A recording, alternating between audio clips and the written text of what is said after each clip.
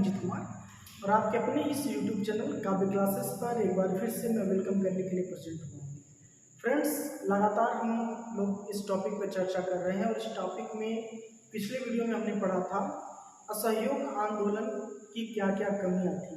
तो असहयोग आंदोलन की कमियों के उपरांत हमने पढ़ा कि जब 5 फरवरी 1922 को गोरखपुर के चौरी चौरा नामक स्थान पर जब चौरी चौरा हत्याकांड होता है, चौरी चौरा की घटना होती है, तो उस घटना के बाद महात्मा गांधी ने अपना असहयोग आंदोलन वापस ले लिया था। यहाँ तक हमारी चर्चा चली थी और आज की चर्चा हम स्टार्ट करेंगे। तो 1922 की घटना के बाद महात्मा गांधी को क्या कर लिया जाता है, गिरफ्तार कर लिया जाता है। तो 1922 में महात्मा गांधी को गिरफ्तार किए जाने के बाद सन 1923 से लेकर के 1929 तक का जो समय था वो भारतीय राजनीति के इतिहास में बहुत उथल पुथल हुई। यानी कि महात्मा गांधी की अनुपस्थिति में एक बड़ी घटना भारत की राजनीति में घटी थी और वो हम जानेंगे क्या घटी थी। तो यहाँ कुछ महत्वपूर्ण घटनाएं निकल करके सामने आती हैं महात्मा गांधी की अनुपस्थिति में। तो पहली घटना ये थी कि महात्मा गांधी के न रहने में स्वराज दल की स्थापना की गई। किस दल की? स्वराज दल की स्थापना की गई और स्थापना तो की गई लेकिन बहुत ही जल्द इसका अंत भी हो जाता है। हम इसके कार्य भी देखेंगे और इसके अंत भी देखेंगे, किसके? स्वराज दल के। नेक्स्ट इसी दौर में घटना आती है साइमन कमीशन, जो ब्रिटिश संसद के द्वारा भारत में भेजा जाता है और इसी पे हम चर्चा करेंगे सर्वदलीय सम्मेलन और नेहरू रिपोर्ट। तो ये 3 महत्वपूर्ण चीजें हैं जिस पे हम चर्चा करने वाले हैं। तो आइए सबसे पहले हम चर्चा करते हैं स्वराज दल की स्थापना और कार्य। जैसा कि हमने अभी कहा कि महात्मा गांधी को गिरफ्तार कर लिया गया था, तो उस दौर में महात्मा गांधी की अनुपस्थिति में भारतीय राजनीति में बड़ी ही रिक्तता महसूस हुई। तो उस दौरान कुछ भारत के नेता जो सामने आए और उन्होंने क्या किया, एक स्वराज दल की स्थापना की। भारतीय राजनीति को, भारतीय राष्ट्रीय आंदोलन को एक अलग तरह की दिशा देने का प्रयास इन लोगों के द्वारा किया गया, जिसमें से हम C.R. दास यानी कि चित्तरंजन दास, मोतीलाल नेहरू, हकीम अफजल खान और विठल भाई पटेल, ये सभी महत्वपूर्ण लोग थे जिन्होंने स्वराज दल की स्थापना में महत्वपूर्ण योगदान दिया। तब स्वराज दल की स्थापना कब होती है मित्रों? तो 1 जनवरी 1923 को इलाहाबाद में स्वराज दल की स्थापना होती है। उसी समय में भारत में आम चुनाव हुए और इस पार्टी को यानी कि स्वराज दल को 1923 के आम चुनाव में अपार सफलता मिली, यानी कि बड़े पैमाने पर सफलता मिली और ये पार्टी बहुत बड़ी पार्टी भर करके सामने आई। लेकिन ये अपार सफलता बहुत दिनों तक चली नहीं, क्योंकि इसी बीच में घटना होती है। पार्टी के संस्थापक सदस्य C.R. दास यानी कि चित्तरंजन दास की क्या हो जाती है, 1925 में चित्तरंजन दास की क्या हो जाती है, मृत्यु हो जाती है। और मृत्यु के बाद फिर पुनः आम चुनाव होते हैं 1926 में और 1926 में चुनाव होने के बाद वह सफलता नई पार्टी दोहरा पाती है जो कि 1923 में दोहराई थी, क्योंकि कई कारण इसमें पड़े। इसी पार्टी में जो नेता थे वो अलग अलग खेमे के हो गए, फूट पड़ गई, जिसमें से हिंदू रक्षा के लिए सामने निकल करके आए इसी पार्टी में से लाला लाजपत राय, मदन मोहन मालवीय, ये सभी लोग हिंदू विचारधारा से संबंध रखने वाले थे। इन लोगों ने क्या किया, नेशनल पार्टी की स्थापना की।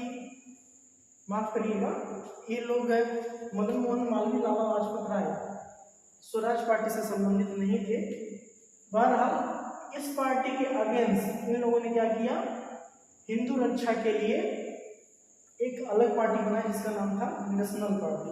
क्योंकि स्वराज दल जो था वो किसी धर्म विशेष का नेतृत्व करने वाला दल नहीं था, क्योंकि इसमें हिंदू मुस्लिम सभी धर्मों के सदस्य स्वराज दल में शामिल थे। तो कहीं ना कहीं ये नेशनल पार्टी के आने के बाद स्वराज दल क्या हो गया, थोड़ा छिन्न भिन्न पड़ गया, थोड़ा कमजोर पड़ गया और बहुत ही जल्द ही 1926 में इस स्वराज दल का क्या हो जाता है, अंत हो जाता है। तो ये रहा स्वराज दल की स्थापना एवं कार्य के बारे में कुछ महत्वपूर्ण जानकारी। अब हम चर्चा करते हैं साइमन कमीशन के बारे में।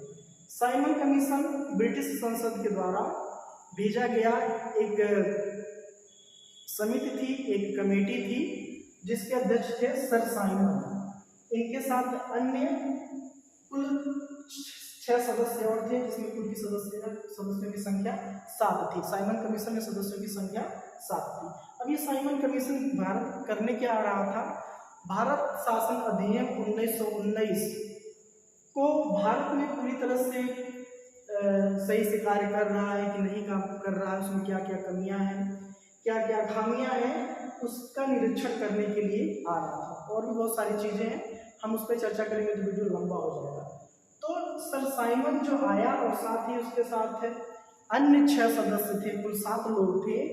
तो भारतीय जो थे वो इस चीज का विरोध कर रहे थे कि जो ब्रिटिश संसद के द्वारा ये जो 7 सदस्यीय टीम भारत का निरीक्षण करने आ रही है, उसमें से किसी भारतीय को शामिल नहीं किया गया है। ये सभी लोग अंग्रेज हैं, ब्रिटिश सरकार के प्रतिनिधि के रूप में आ रहे हैं। तो ये लोग जो रिपोर्ट तैयार करेंगे, ये अपने ही तरीके से रिपोर्ट तैयार करेंगे, इसमें से किसी भारतीय सदस्य को शामिल किया जाना चाहिए, ताकि ये लोग जो रिपोर्ट तैयार करें उसमें मनमाना रिपोर्ट अपना प्रस्तुत ना कर पाए। तो भारतीय लोग क्या कर रहे थे, इसका विरोध कर रहे थे। अब इसका गठन कब हुआ, 8 नवंबर 1927 को इस कमेटी का गठन होता है, साइमन कमेटी का। और ये फरवरी 1928 को क्या आती है, भारत आते हैं ये सब। और भारत आने के बाद भारत में रहते तब तक इन लोगों का लगातार विरोध होता रहता है, जगह जगह पर हड़तालें होती रहती हैं। और आपने एक नारा सुना होगा, Simon go back, Simon go back, Simon Bharat से वापस जाओ, इस तरह का नारा दिया गया। खैर, उसके बाद ये जो साइमन था वो अपनी रिपोर्ट ब्रिटिश संसद को देता है। ब्रिटिश संसद को दिए जाने के बाद एक ब्रिटिश के अनुदारवादी नेता थे जो भारत के मंत्री थे, जिनका नाम था लॉर्ड बर्कनहेड। वो कहते हैं कि लॉर्ड बर्कनहेड कि क्या भारतीय इतने समझदार हो गए हैं कि जो साइमन की रिपोर्ट पर उंगली उठा सकें, साइमन की रिपोर्ट को झूठा बतला सकें, क्या इतने समझदार हो गए। एक तरह से कहा जाए तो भारतीयों को क्या मारते हैं, ताना जैसे मारते हैं। तो उन्होंने कहा कि अगर जो भारतीयों में इतनी ताकत है तो अपने संविधान का प्रारूप तैयार करके दिखाएं, जिसमें सभी वर्गों का प्रतिनिधित्व हो, सभी लोगों को समान व्यवस्था दी जाए। तो उस समय क्या हुआ, अगले बिंदु पर हम चर्चा करेंगे। तो हो गया साइमन कमीशन। अगला कह रहा है सर्वदलीय सम्मेलन तथा नेहरू रिपोर्ट। अब ये होता है कि साइमन कमीशन के रिपोर्ट दिए जाने के बाद भारत के तमाम प्रबुद्ध वर्ग सामने आते हैं और 28 फरवरी 1928 को एक सर्वदलीय बैठक बुलाते हैं। उस सर्वदलीय बैठक की अध्यक्षता कौन करते हैं, डॉक्टर एम ए अंसारी करते हैं। इसकी अध्यक्षता एम अंसारी, और इन्हीं की अध्यक्षता में एक सर्वदलीय बैठक आयोजित की जाती है, जिसमें सर्वदलीय बैठक में लगभग 29 राजनीतिक दलों ने क्या लिया था, भाग लिया था, यानी कि हिस्सा लिया था। अब ये बैठक लगभग 2 महीने तक चलती है और 2 महीने की बैठक में लगभग 25 दिन तक बैठक होती है। अब आप कहेंगे 2 महीने चली और 25 दिन तक बैठक, मतलब बैठक चली थी 60 दिन की, लेकिन उसमें जो सभी मेंबर्स उपस्थित थे सभी राजनीतिक दलों के, वो 25 दिन तक उपस्थित थे। फिर बाद में 19 मई 1928 को फिर एक बार सभी राजनीतिक दल इकट्ठा होते हैं, और राजनीतिक दल इकट्ठा होने के बाद मोतीलाल नेहरू की अध्यक्षता में प्रारूप समिति का गठन किया जाता है, प्रारूप समिति तैयार की जाती है, जिसके अध्यक्ष होते हैं मोतीलाल नेहरू, और समिति के गठन में 2 मुस्लिम सदस्य होते हैं और एक सिख सदस्य होते हैं। तो मित्रों, ये था शॉर्टकट में एक छोटी सी जानकारी महात्मा गांधी की अनुपस्थिति में स्वराज दल की स्थापना और अंत, साइमन कमीशन, सर्वदलीय सम्मेलन और नेहरू रिपोर्ट।